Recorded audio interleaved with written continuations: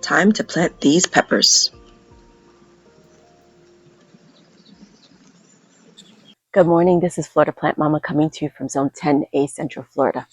I'm just labeling these new wooden plant tags, which I hope are going to be a lot more environmentally friendly than the plastic tags that I've been using, with the names of the peppers that I plan to plant in these bags. So far they do pretty well. Taking pencil, we'll hope that they stay marked for the entire season so I don't forget what I've planted. I'm putting all of my sweet peppers in one area. This general area will have sweet peppers, and the hot peppers will be towards the front of the garden. As you can see, these seedlings are ready to go in their permanent spaces to get growing and give me a huge harvest, hopefully. That's the plan anyway. The soil in these bags have already been refreshed, so they have been sitting and waiting till it's time for me to put in these peppers. I've got 5 habanadas. I'll put those in first.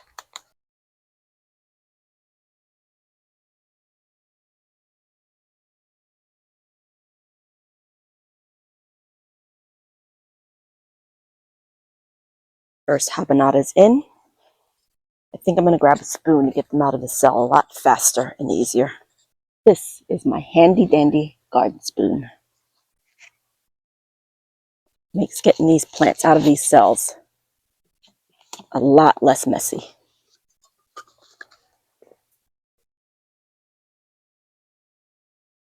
Oh, and make sure I put them in the right places. I've already labeled where I want each thing to go.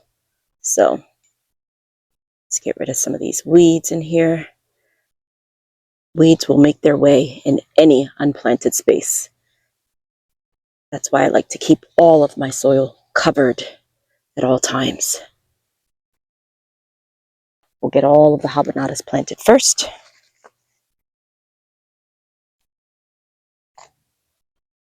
Habanadas are peppers that have the taste of habanero peppers, but without the heat. Next up are the ajavarski peppers. I've never planted these before, so I'll be interested to see what they taste like. I'm direct sowing a calendula companion seed to each bag, hopefully to help ward off some of the bad insects that will be around once the temperature heats up. I love calendula and I want it everywhere. I'm adding water with a little bit of fertilizer, hoping to avoid some of the transplant shock, which is inevitable. I want to get these babies growing nice and fast. Next up is the melrose. I've found that I've had the best luck with germinating melrose peppers. They always grow so well.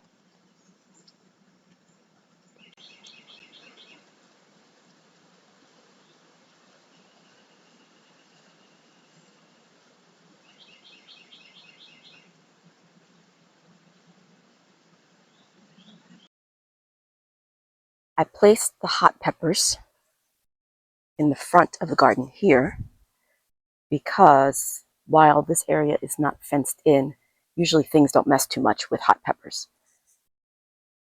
I got paprika here. I found 2 volunteer ground cherries, which I've left in place, and I'm going to get a poblano pepper from the big box store. None of my poblanos have germinated, and I really want at least 1 poblano, so I'm going to buy one from the big box store and stop messing around with my old seed. This is my overwintered pepper. I don't know what kind of pepper this is, but it's starting to flower again. This has been out all winter.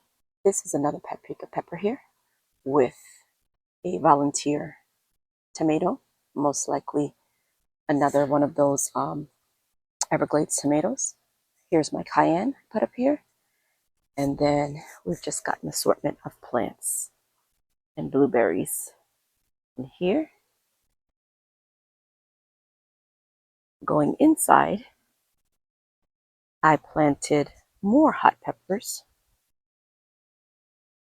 Here, the reason why I separate my hot peppers from my sweet peppers is because I don't want the cross-pollination. I do save seeds.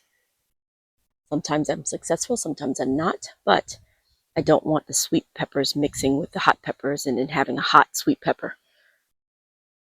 So the paprikas and the cayennes are here. And then we can go around this way.